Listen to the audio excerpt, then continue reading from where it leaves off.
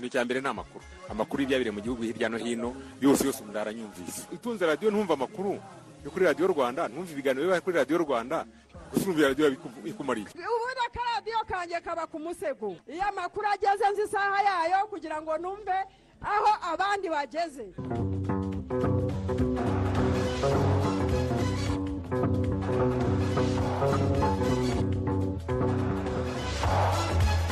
Isemo neza kumva Radio Rwanda, nitwa Ferdinand Uwimana. Nje nitwa Ismail Mwanafunzi. Mwanafunzi uraho neza?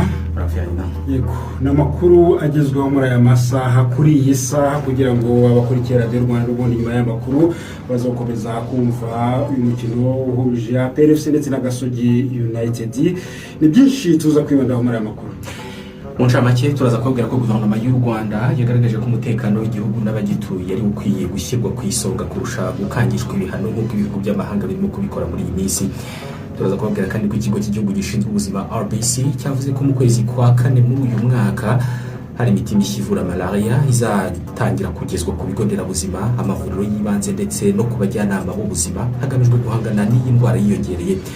Turaza kujya hanze y'u Rwanda, abantu benshi bapfuye abandi barakomereka mu ikoraniro ry'abantu benshi mu mujyi wa Bukavu. Ni ikoraniro ryari ryatumijwe n'umutwe wa M23 wafashe uyu mujyi ubwo haturitse ibisasu bitatu. M23 yashinje leta ya Kinshasa kubiba inyuma.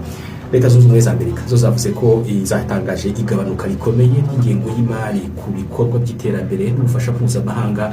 Ubufasha Amerika iha amahanga ngo bugiye kugabanukaho 90%.